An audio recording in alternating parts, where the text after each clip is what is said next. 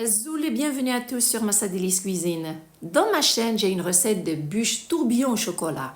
Une abonnée fidèle m'a proposé de lui préparer la même, mais elle aimerait qu'elle soit avec des fruits. Je vous propose ce magnifique dessert qui a émerveillé ma famille.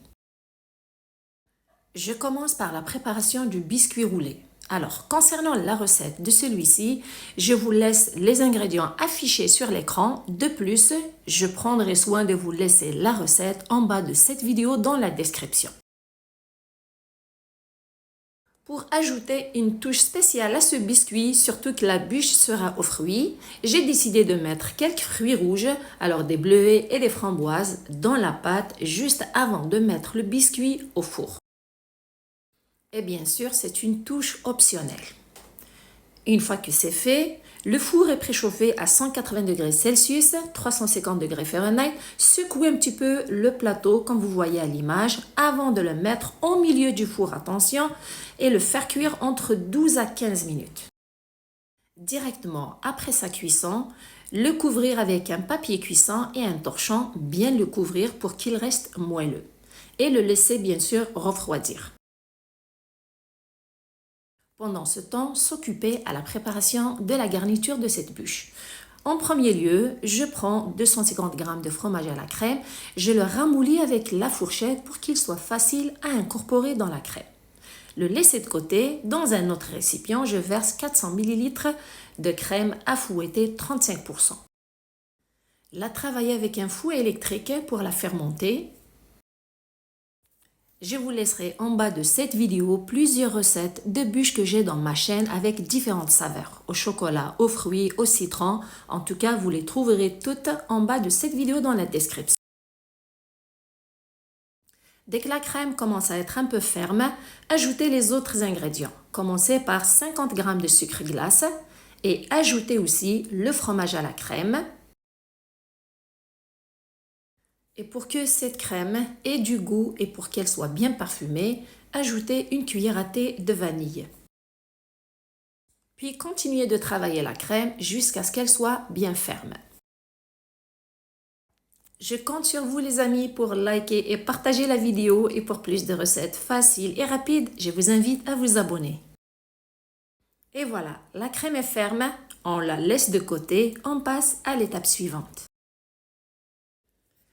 Maintenant, prendre le biscuit, une fois qu'il a complètement refroidi, enlever le torchon, le retourner de la manière que vous voyez sur l'image, de sorte à ce qu'on puisse le décorer sur le côté de sa cuisson.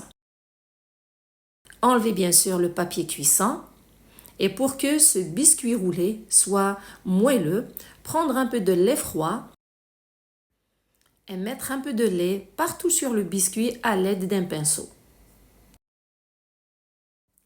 Une fois que c'est fait, voici une touche qui est optionnelle. Vous n'êtes pas obligé de l'ajouter car ça peut être difficile d'étaler par la suite la crème et aussi pendant que vous l'enroulez, ça peut être un peu délicat.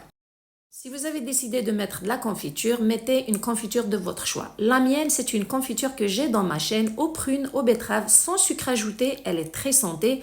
Je vous laisserai son lien aussi en bas de cette vidéo. Une fois que la couche de confiture est faite, c'est le moment maintenant d'étaler la crème. Assurez-vous de ne pas mettre une couche épaisse de celle-ci. S'assurez bien sûr de bien l'étaler sur tout le biscuit. Cette étape peut être un peu délicate à cause de la couche de la confiture car la crème elle glisse sur celle-ci. Donc servez-vous de 2 spatules pour que ça soit facile de bien l'étaler. Mais si vous n'avez pas mis la couche de confiture, ça serait très facile d'étaler la crème. Prenez votre temps à égaliser la surface de la crème. Une fois que c'est fait, c'est le moment de couper le biscuit en bandes longues. Vous pouvez le faire sur le côté vertical ou horizontal. Pour ne pas défaire la crème, assurez-vous d'essuyer votre couteau à chaque fois que vous coupez une bande.